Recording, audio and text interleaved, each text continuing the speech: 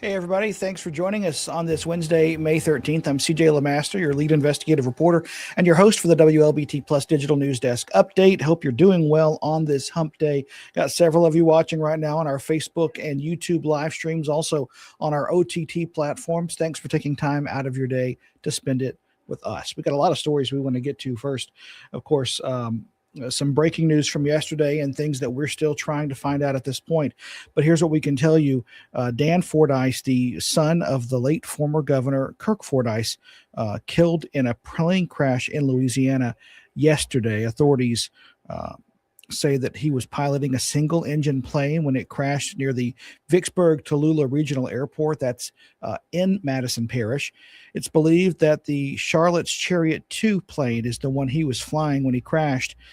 Flight-aware data that we analyzed here at WLBT shows that the plane was less than a mile from the Vicksburg-Tallulah Airport and was in the air for at least 3 minutes.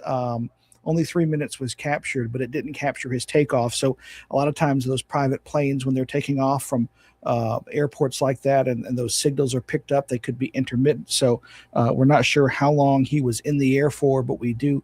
It's our understanding that he was trying to perform some sort of aerobatic maneuver when something went wrong and he crashed. The NTSB is investigating. They are en route to the area now to start looking into what happened. And we hope to have more information from them as the days continue. But we want to also tell you that Fordyce had been recognized numerous times for his efforts in historic aviation.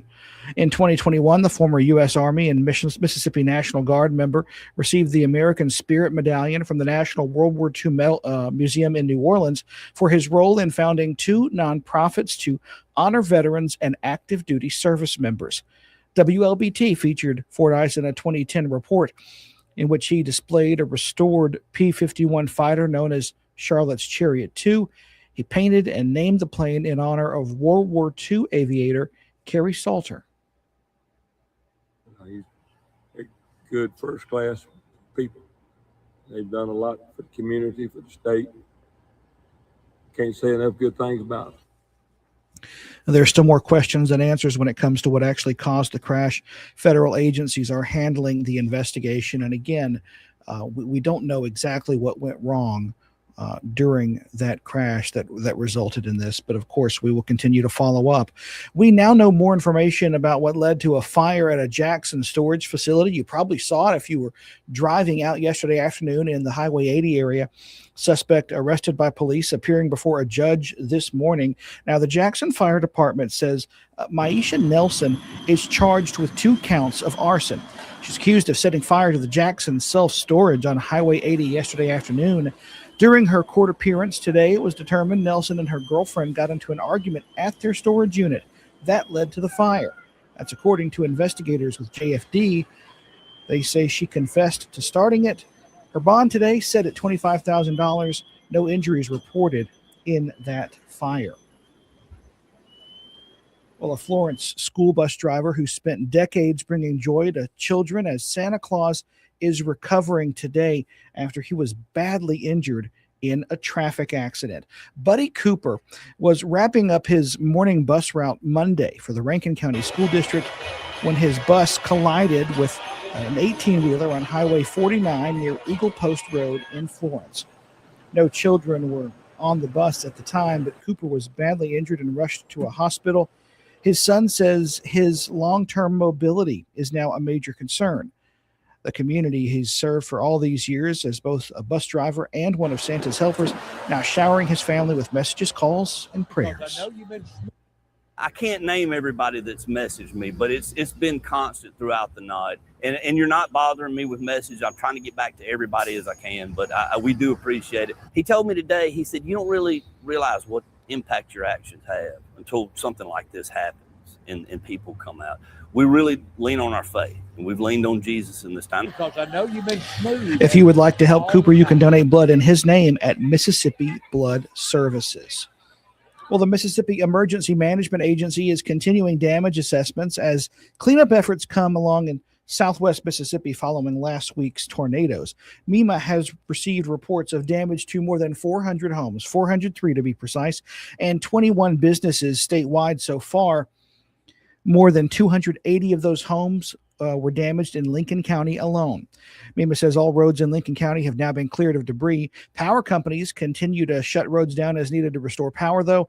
East Lincoln Fire Department and Bogachita Fire Department are still serving as points of distribution to help families get much-needed supplies.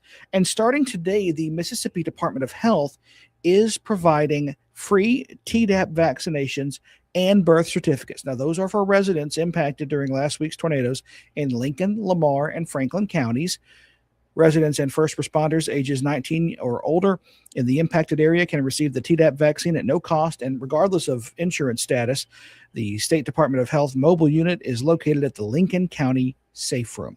Several of you saying hi on this Wednesday. First up, Britt saying good afternoon. Hope you're doing well, Britt. Melissa Price, good afternoon, everyone. We appreciate that. Annie Reynolds saying good afternoon as well. And Bridget Roach Lewis was something important today.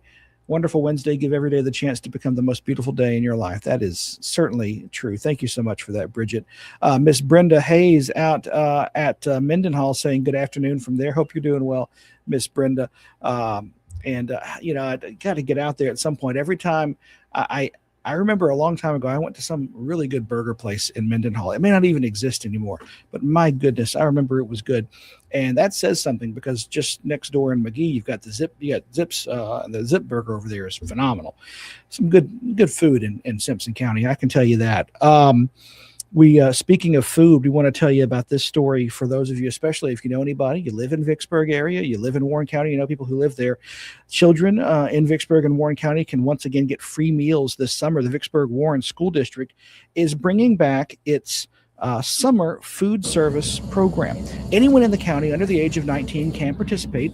The district first launched this program during the pandemic and is now expanding the effort with two options, a hot meal or a boxed meal to take home.